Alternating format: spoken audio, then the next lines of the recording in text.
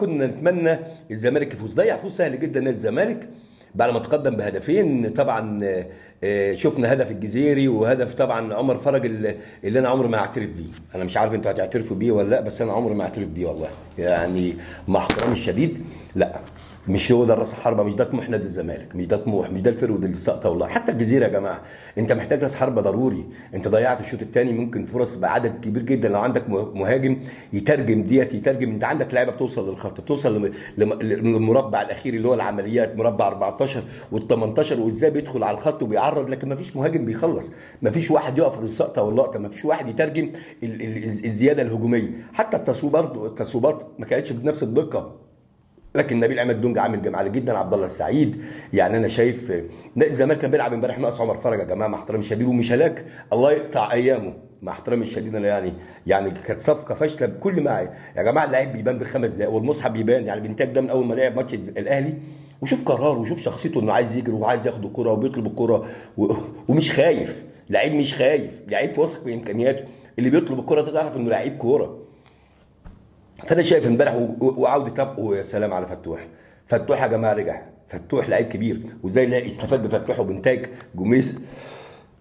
لكن انا شايف الزمالك من افضل الافضل، الزمالك ماشي في الطريق الصحيح. الزمالك محتاج طبعا لعيب كمان يبقى ستة مع دونجا، محتاج راس حربة قوي، محتاج واحد مكان مصطفى شلبي. فانت محتاج، انا سمعت ان وطبعا انا مستعجل اشوف ايجاريا ده لو بدنيا واقف على رجله واستعد للياقه البدنيه، اعتقد ان الزمالك هيبقى في حته ثانيه خالص. زيزو يا جماعه، زيزو لعيب بالارقام ما نقدرش نختلف عليه، لكن زيزو مش من النوعيه الحريفه اللي هي واحد على واحد يرقصك، واحد على واحد يعمل لك السروده.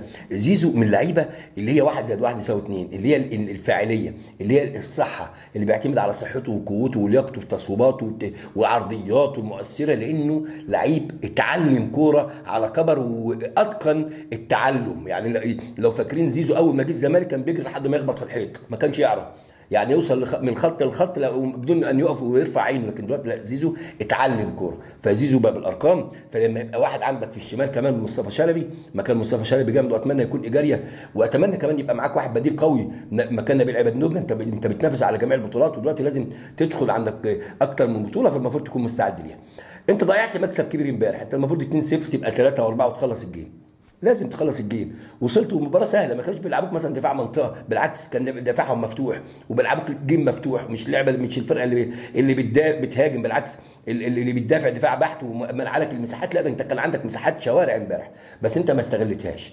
يعني انت ما استغلتهاش الاستغلال الاكمل. جبت جولين، الشوط الاول كان جميل جدا، بس كان المفروض تزيد وتزود. طبعا بخطا ساذج، انا مش عارف عواد طالع ليه، عواد كده كل فتره، بس عواد برضه هفضل اقول عواد حارس كبير عشان ما نظلموش ونقيمه.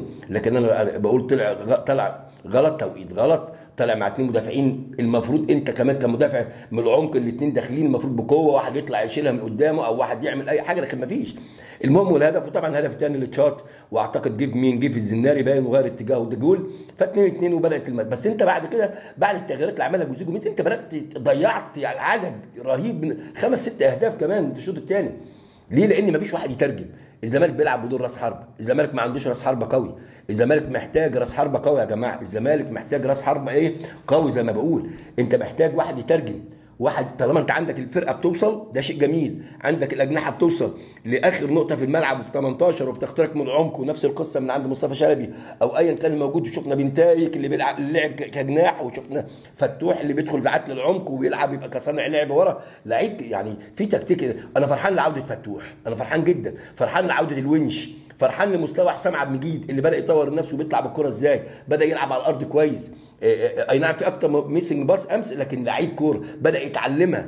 الونش عودته جامده جدا، لما يبقى الونش وحسام عبد المجيد بتحس بقوه.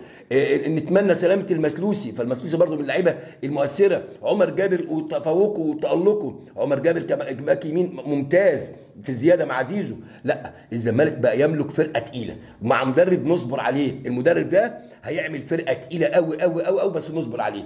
جوزيه جوميز هاتوا له العناصر اللي هو عايزها، وشوف نادي الزمالك هيعمل ايه، شوف نادي الزمالك هيعمل ايه. بس اهم حاجه هات راس حربه يترجم، راس حربه، عشان انت لما بتوصل كتير وبتضيع كتير حتى لو دخل فيك انت بتخسر.